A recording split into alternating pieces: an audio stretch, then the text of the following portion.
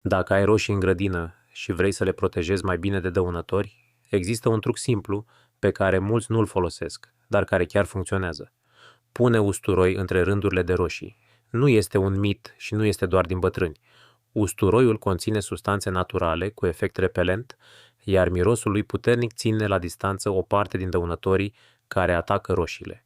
Nu înseamnă că nu vei mai avea deloc probleme, dar diferența se vede. Plantele sunt mai protejate și presiunea dăunătorilor este mai mică.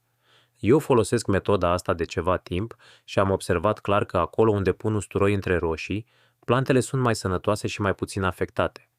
Cum procedez? Nu plantez mult.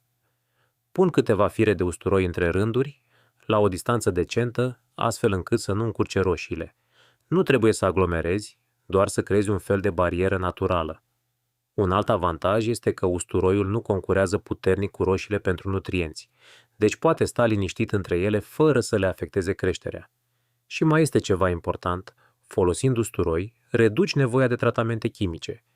Este o metodă simplă, naturală și la îndemâna oricui. În plus, folosești spațiul mai eficient și la final ai și usturoi de recoltat.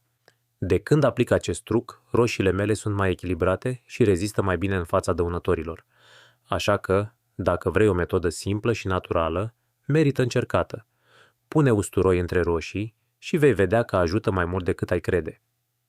Dacă ți-a plăcut acest videoclip, nu uita să dai like, să te abonezi la canal și să distribui. Vă mulțumesc!